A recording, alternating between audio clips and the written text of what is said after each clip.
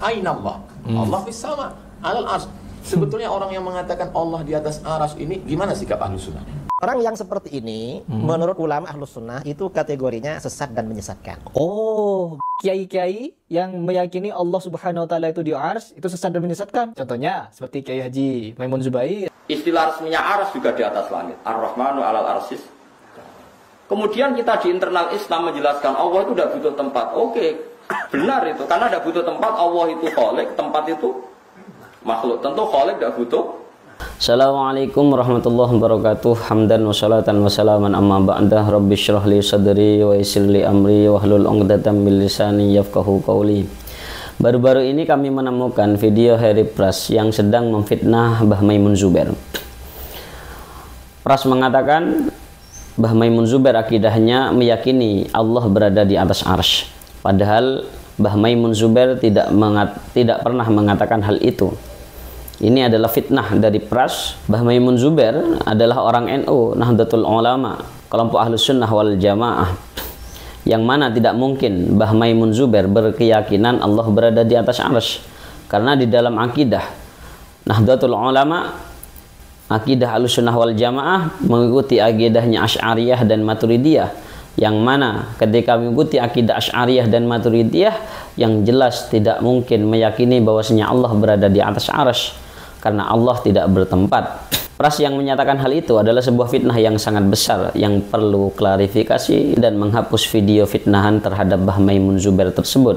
Karena Mbah Maimun Zubair adalah tokoh ulama Nusantara, kiai besar yang sangat banyak muhibbinnya, baik di Indonesia maupun di Timur Tengah sana. Apakah Pras tidak sadar bahwasanya Pras pernah membuat video? Malaikat sing mangan khaulau lan sing ning kiwa tengene aras. Yusabbihuna bihamdi rabbi. Maca tasbih ning pangerane. Wa yu'minuna bi iman. Loh. Jadi maca tasbih ning pangerane, iman ning pangerane. Kapan iman? Oh, kapan iman? Ya Allah ora ning aras, mergo ana wa yu'minuna bi. Wong malaikat sing ning aras kok iman ning Allah. Ning ngono Allah ya ora ning aras. Kok lamun Allah ning aras ora usah diimani wong jangglek. Di video tersebut sangat jelas bahwasanya akidahnya Mbah Maimun Zubair tidak pernah meyakini bahwasanya Allah berada di arsy. Allah berada di arsy, Allah bersemayam di arsy. Dengan penjelasan bahwasannya para malaikat yang berada di sekitar arsy itu bertasbih kepada Allah dan juga beriman kepada Allah. Kalaulah Allah itu berada di atas arsy, kalau Allah bersemayam di arsy, tidak mungkin Allah memerintah para malaikat untuk beriman kepadanya, untuk beriman kepada Allah, dan untuk bersaksi terhadap keesaan Allah Subhanahu wa Ta'ala. Kenapa? Karena sesuatu yang terlihat tidak perlu kita imani, tidak perlu kita bersaksi bahwasanya sesuatu itu memang ada, karena sudah terlihat tampak jelas oleh mata.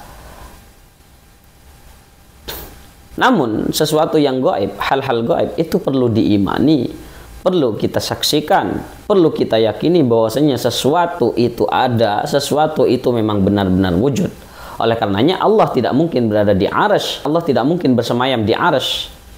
Karena kalau Allah bersemayam di atas arsy, kalau Allah bertempat di arsy, sedangkan para malaikat berada di sekitar sana, maka tidak mungkin Allah memerintah para malaikat untuk meyakini Allah, untuk bersaksi terhadap ketuhanan Allah, untuk mengimani Allah Subhanahu wa Ta'ala. Sedangkan tanggapan Harry Pras, Ini menurut saya pernyataan yang kurang tepat ya. Mohon maaf, saya bukan merasa lebih pintar dari Pak Kiai, tapi ini adalah analogi saya. Para sahabat hidup dengan Nabi, bersaksi, asyhadu an la ilaha illallah wa asyhadu anna Muhammadar Rasulullah. Nabi Muhammad ada di hadapan mereka, kenapa mereka masih mengucapkan syahadat di hadapan Nabi? Kan Nabinya ada di hadapan mereka, kenapa perlu diimani? Pras beranalogi bahwasanya dia sok pintar, dia sok menggurui Mbah Maimun Zubair, padahal ilmunya tidak ada. Analogi Pras seperti ini. Nabi Muhammad itu kelihatan, tampak jelas oleh mata. Al-Quran tampak jelas oleh mata. Tapi kenapa kita tetap harus mengimani Al-Quran? Tapi kenapa kita tetap harus mengimani Nabi Muhammad SAW? Padahal Al-Quran, Nabi Muhammad itu sangat jelas, tampak kelihatan oleh mata. Itu analogi Pras. Pras ini memang sok pintar. Pras ini memang sok menggurui. Pras ini memang kurang ajar lah, biadab memang ini. Bocah TK Sontoloyo yang sok pintar, sok menggurui siapapun. Apalagi sekarang, ya Allah, ini Insya Allah Mbah Maimun Zubair inilah, Mbah Maimun Zubair, ulama, ulama tawadhu, ulama Ahlussunnah wal Jamaah, ulama yang sudah diyakini keilmuannya, sudah diakui kealimannya oleh banyak orang, ini masih difitnah sama pras. Alhamdulillah, ini sudah ulama. Oleh karenanya pras ini perlu klarifikasi videonya tentang Mbah Maimun Zubair. Ini perlu dihapus videonya. Kalau tidak sampai dihapus video tersebut, kalau tidak sampai klarifikasi, kesabaran orang ada batasnya. Takutnya nanti para muhibbin Mbah Maimun Zubair, karena para muhibbin beliau Mbah Maimun Zubair sangat banyak, apalagi di Nusantara, apalagi di Indonesia, takutnya mereka semua geram dan kamu pras akan kena karma sendiri. Oleh karenanya saran saya, ini segera klarifikasi dan segera meminta maaf. Yang kedua, hapus video fitnahan tersebut. Bagaimana cara menjawab analogi pras tersebut? Jawabannya adalah, Nabi Muhammad kan kelihatan, Al-Quran kan kelihatan, kenapa kita disuruh mengimani? Sedangkan Allah, kenapa kok tidak boleh bersemayam di arsy? Kalau alasannya para malaikat disuruh mengimani hal-hal gaib, dan sedangkan Nabi Muhammad gak gaib, kenapa Allah tidak boleh kelihatan kemudian memerintah mereka untuk mengimani? Jawabannya adalah, yang pertama, terkait masalah Nabi Muhammad. Nabi Muhammad kelihatan mata, tampak jelas, tapi kenapa kok mereka masih disuruh bersaksi, disuruh mengatakan asyhadu an la ilaha illallah wa asyhadu anna muhammadar rasulullah? Yang harus kita yakini, yang harus kita imani bukan dzatiyah Nabi Muhammad, namun yang perlu kita imani, yang perlu kita yakini adalah tentang kerasulan Nabi Muhammad SAW. Itu adalah sesuatu yang abstrak, sesuatu yang samar-samar, sesuatu yang tidak kelihatan. Dengan bukti banyak orang yang tidak percaya terhadap kenabian Nabi Muhammad SAW. Kalau dzatiyahnya Nabi Muhammad, siapa yang tidak percaya bahwasanya Nabi Muhammad itu wujud? Nabi Muhammad itu ada. Semua yakin, bahkan orang kafir, orang non-muslim pun percaya bahwasanya Nabi Muhammad itu ada. Tapi yang perlu kita imani, yang perlu kita yakini adalah kerasulan Nabi Muhammad. Nabi Muhammad diangkat menjadi Nabi, Nabi Muhammad diangkat menjadi Rasul. Dengan bukti orang-orang kafir banyak yang tidak percaya, orang non-muslim banyak yang tidak percaya. Sampai-sampai Allah menjawab sendiri di dalam surat Yasin, karena ketidakpercayaan mereka orang-orang kafir, karena keingkaran mereka orang-orang non-muslim, akhirnya Allah sendiri yang menjawab bahwasanya Nabi Muhammad adalah seorang Rasul. Di dalam surat Yasin dijelaskan, Yasin wal Qur'anil Hakim innaka laminal mursalin. Yasin, wahai Muhammad, wal Qur'anil Hakim, demi Al-Qur'an, innaka laminal mursalin, sesungguhnya engkau itu termasuk dari beberapa seorang Rasul, dari beberapa utusan-utusannya Allah Subhanahu wa Ta'ala. Yang perlu kita imani, yang perlu kita yakini adalah kerasulan Nabi Muhammad. Nabi Muhammad diutus menjadi Nabi, Nabi Muhammad diutus menjadi Rasul. Itu adalah sesuatu yang abstrak, sesuatu yang tidak kelihatan, termasuk hal gaib, yang mana perlu hati untuk mengimani, bukan cuma akal pikiran, bukan cuma otak yang kita gunakan, namun perlu hati yang bersih untuk mempercayai itu semua, untuk mempercayai kerasulan Nabi Muhammad SAW. Tidak seperti pras yang hanya menggunakan akal pikiran, padahal akal pikirannya ya gak jelas, akal pikirannya juga gak cerdas. Dia seolah-olah beranalogi, seolah-olah menjadi orang yang sangat cerdas, seolah-olah dia menggurui Mbah Maimun Zubair. Lah, kamu pras, kamu siapa tuh? Kamu bocah kemarin sore, bocah TK itu sok-sok menggurui Mbah Maimun Zubair. Yang kedua, terkait masalah Al-Quran. Al-Quran kan kelihatan mata, tampak jelas mata. Kenapa kok kita harus mengimani Al-Quran? Jawabannya adalah, yang perlu kita imani bukan zat, bukan barang, bukan sesuatu yang kelihatan mata. Namun yang perlu kita imani adalah Al-Quran itu diturunkan oleh Allah Subhanahu wa Ta'ala. Al-Quran bukan buatan Nabi Muhammad, namun adalah wahyu yang diturunkan kepada Nabi Muhammad dari Allah Subhanahu wa Ta'ala. Itu sesuatu yang abstrak, sesuatu yang gaib. Oleh karenanya dengan bukti orang-orang kafir tidak mempercayai Al-Quran. Orang non-muslim banyak yang tidak mempercayai bahwasanya Al-Quran itu diturunkan oleh Allah Subhanahu wa Ta'ala, wahyu Allah yang diturunkan kepada Nabi Muhammad melalui malaikat Jibril. Itu yang perlu kita imani. Sampai-sampai Allah menantang orang-orang kafir, menantang orang-orang non-muslim, menantang mereka untuk membuat sesuatu yang menyamai Al-Quran dalam semua aspek, di dalam balaghahnya, di dalam bentuk sastranya, di dalam hukum-hukumnya, di dalam keindahan kalamnya. Allah yang menantang sendiri.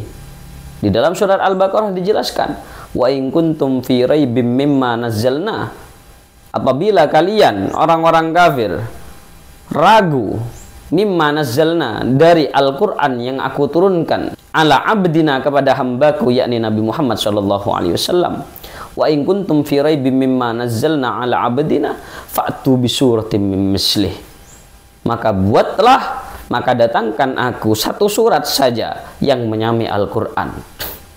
Fa'tu bi suratin min mislih wada'u syuhada'akum, dan panggillah Tuhan-Tuhan kalian, apa yang kalian sembah, berhala, api, apapun sudah, panggil sudah. Minta bantuan mereka untuk membuat satu surat saja yang menyamai Al-Qur'an.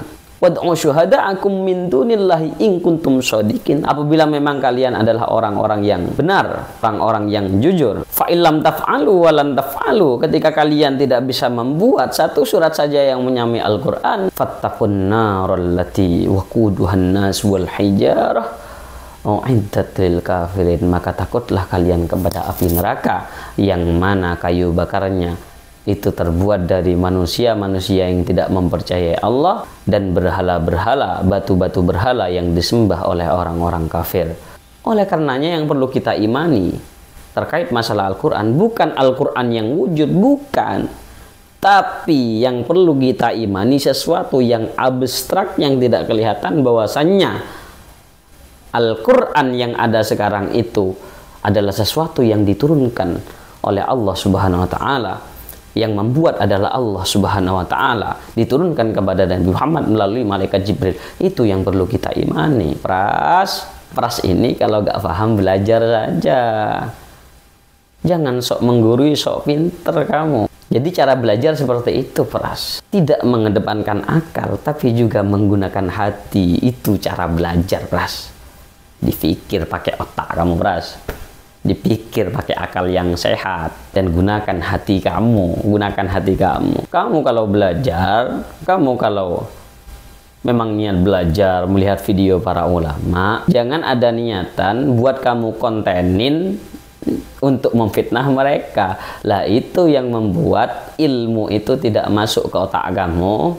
Itu yang membuat ilmu sulit masuk ke pikiran kamu. Akhirnya hatinya kotor juga, hatinya tambah keras, akalnya agak cerdas-cerdas. Makanya kalau memang belajar, melihat videonya para ulama, karena kamu belajarnya cuma bisa lewat YouTube, lah itu niatnya diperbaiki. Niat memang untuk memperkaya diri tentang masalah keilmuan agama, niat untuk membersihkan diri, memperbaiki diri supaya tambah menjadi baik. Kalau kamu niatannya jelek, ya kamu akan malah jadi tambah jelek. Itu pesan saya kepada kamu, Pras. Yang kedua, saya ingatkan kembali, video fitnahan kamu kepada Mbah Maimun Zubair harus kamu hapus dan kamu harus minta klarifikasi, minta maaf di depan kamera. Semoga bermanfaat. Ihdinas shiratal mustaqim. Wassalamualaikum warahmatullahi wabarakatuh.